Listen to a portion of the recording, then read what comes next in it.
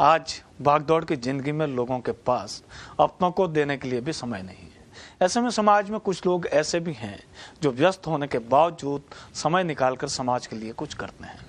हम जिनकी बात कर रहे हैं उन्होंने घायल मूक प्राणियों की सेवा करके समाज के सामने मिसाल कायम की है।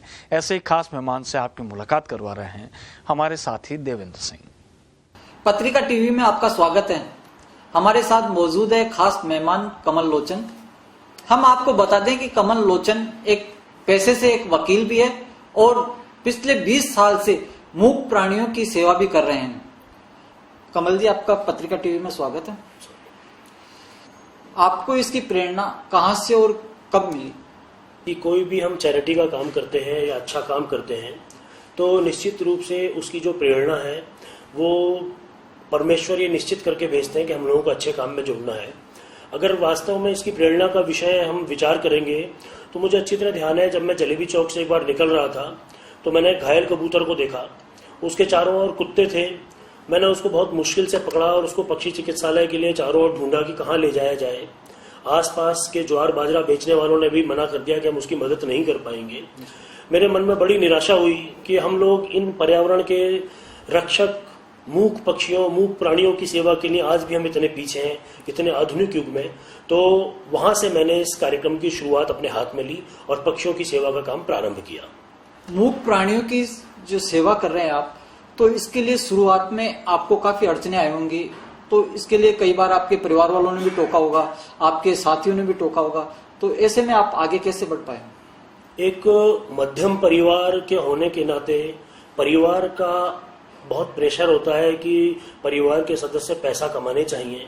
ऐसे में अगर परिवार में हम जीव जंतुओं के कल्याण की, पर्यावरण की रक्षा में सेवा की बात करते हैं तो निश्चित रूप से शुरुआत में चैलेंज होता है। लेकिन बाद में परिवार के लोगों ने भी समझा कि व्यापार अपनी जगह है और जीव जंतुओं की रक्षा अपनी होनी चाहिए। एक बात और मैं यहाँ शेयर करना चाहूंगा कि जब हमने शुरू में मूक पक्षियों को, कुत्तों को, इनको बचाने का काम शुरू किया तो लोगों ने हमें कहा ये तो अय्याई मरेला। माने एक साधारण सेंटेंस लोगों का था, ये तो अय्याई मरेला। लेकिन आज एक अच्छी बात है कि प्रयासों के कारण हम लोगों ने जो शुरुआत करी उसका एक अच्छा इम्पैक्ट आया है और लोगों ने इस भावना को समाप्त किया है कि ये तो अय्याई मरेला। आज बहुत सारे हाथ जीव जंतुओं की सहायता के लिए आगे आने लगे हैं। पैसे से वकील हैं और आपका जो समय है बहुत ही कीमती है। ऐसे में आप इन मूक प्राणियों के लिए कैसे समय निकाल पाते हैं? बात आपकी बिल्कुल सही है। इस कंपटीशन के दौर में, इस आर्थिक युग में जहां पैसे की बहुत अधिक जरूरत है और खास करके वकालत जैसे प्रोफेशन में जहां क्लाइंट को पूरा समय देना, कोर्ट में वकील को पूरी पैरवी करना, इसके साथ कोई दूसरा काम करना एक निश्चित रूप से एक चैलेंजिंग चीज है। लेकिन मैं अपना अगर पर्सनल अनुभव आपके माध्यम से शेयर करना चाहूंगा तो मैं बताना चाहूंगा कि जब से मैंने जीव जंतुओं का, घायल पक्षियों को बचाने का काम प्रारंभ किया है, मेरे पास 3-4 बड़े कारपोरेट्स ग्रुप का काम आया है। मैं इस बात को यूं नहीं कहना चाहता कि इत्तेफाक से ये सब चीजें होती है, लेकिन बहुत सही मायना ये भी है कि अगर आप अच्छा काम करते हो तो परमेश्वर कहीं देखता है, बाकी सारे दोस्त आपके वेल विशर देखते हैं और उसका आपको बेनिफिट भी मिलता है।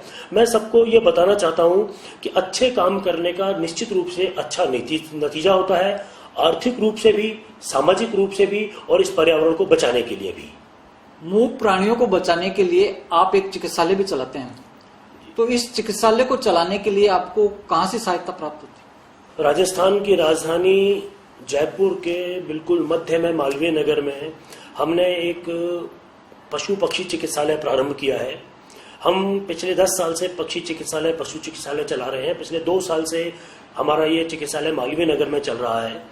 यहाँ पर लोगों का, स्टाफ की सैलरी, ज्वार बाजरा का खर्चा, सब्जियों का खर्चा, नियमित दवाइयाँ, वेटरनरी स्टाफ के खर्चे, साफ सफाई, शेल्टर का निर्माण, ये एक बड़े खर्चे का काम है।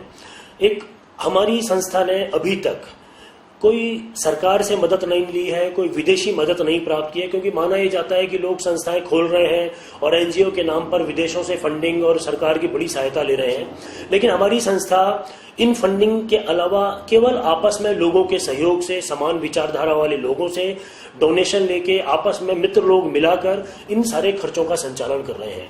हमने इन पक्षी चिकित्सालय का खर्चा इतना नहीं बढ़ाया है कि अननेसेसरी के खर्चे किए जाएं और खर्चा इतना चला जाए कि हम उसको आपस में मिलके नहीं चला पाए। आपने जब मूक प्राणियों की सेवा शुरू की तो उस समय से लेके अब तक कितने प्राणियों की आप सेवा कर चुके हैं? अगर मैं नंबर्स में बात करूं तो एक बहुत कठिन काम है कि मैं आपको नंबर बता पाऊंगा, इतने हजार या इतने लाख। आज हमारे मालवीय नगर जो चैरिटी हॉस्पिटल हम चला रहे हैं, जीव जंतुओं का, पक्षियों का, छोटे जानवरों का, एवरीडे 5 से 6 जानवर प्रतिदिन हमारे यहाँ आज भी आ रहे हैं। जबकि अगर आप देखो तो जयपुर इतना बड़ा शहर हो गया, उसकी रिक्वायरमेंट बहुत ज्यादा है। जैसा कि हम जनवरी में अलग अलग कोनों में हमारे सेंटर एस्टेब्लिश करते हैं, झोटवाड़ा में, अंबाबाड़ी में, विद्याधर नगर में, आमेर में, सांगानेर में, तो केवल 15, 13, 14 और 15 जनवरी केवल 3 दिन के हमारे पास 3 से 4 हजार पक्षी हर साल केवल 3 दिनों में आते हैं। तो मैं अगर आपको ये कहूं कि पिछले 15 साल में या 10 साल में इसको मल्टीप्लिकेशन किया जाए इस 4000, 5000 साल को, तो ये संख्या काफी बड़ी होती है। लेकिन बड़ा इस मायने में नहीं है, बड़ा इस मायने में है कि इनका जो इनपुट आउटपुट है पक्षियों को बचाने का या जानवरों को बचाने का, वो पर्यावरण को बचाने का, ग्लोबल वार्मिंग को, खतरों को रोकने का एक बहुत बड़ा नंबर है। उसको हम नंबरों में शायद नहीं गिन पाएंगे। आपकी संस्था है केवल मूक प्राणियों को बचाने का ही काम करती है और कोई भी उद्देश्य है?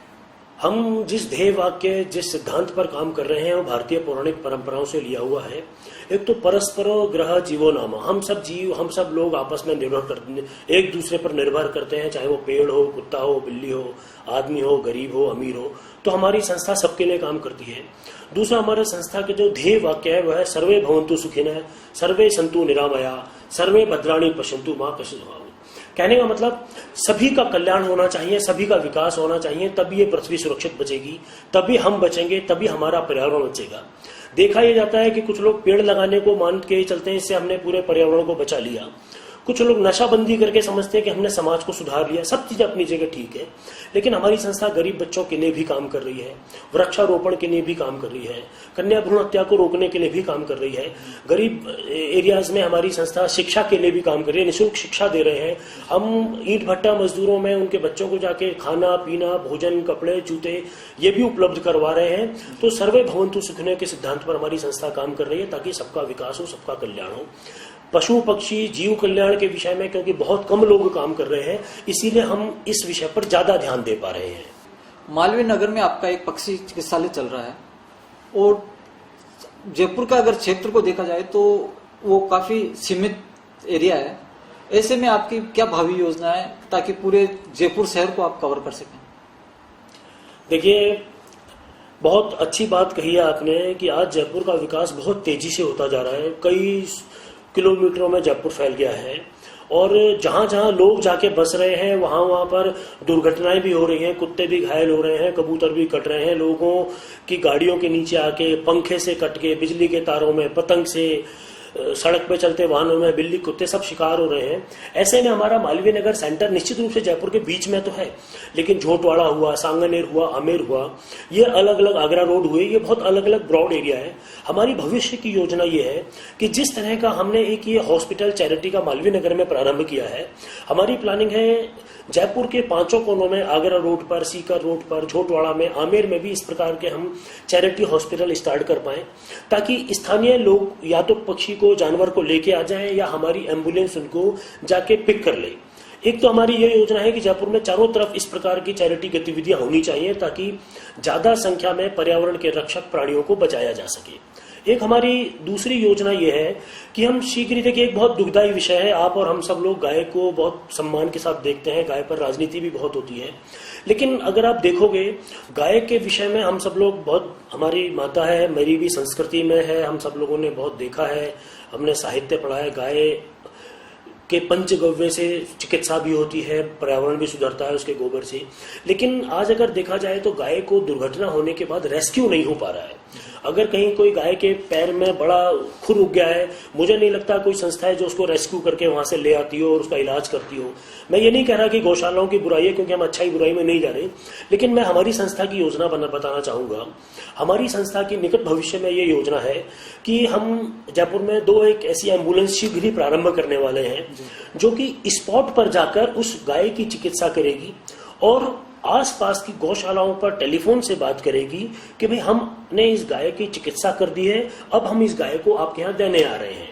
कहीं पर ऊंट घायल है, कहीं पर कुत्ता घायल है, क्योंकि हमारा आज जो वर्तमान में पक्षी चिकित्सालय है छोटे पशुओं के लिए और पक्षियों के लिए तो पर्याप्त जगह है, पर्याप्त साधन है, लेकिन बड़े जानवरों के लिए स्थान नहीं है। तो हम शीघ्र ही ये काम शुरू कर रहे हैं। जयपुर में 2 एम्बुलेंस 3 एम्बुलेंस प्रारंभ करेंगे, स्थानीय स्तर पर जाके उसका इलाज करेगी और आसपास के पशु केंद्र में उसको, चाहे वो कुत्ता हो चाहे उसको गाय हो, छोड़ के आएंगे। तो ये थे कमल लोचन, जो पिछले 20 साल से मूक प्राणियों की सेवा में लगे हुए हैं।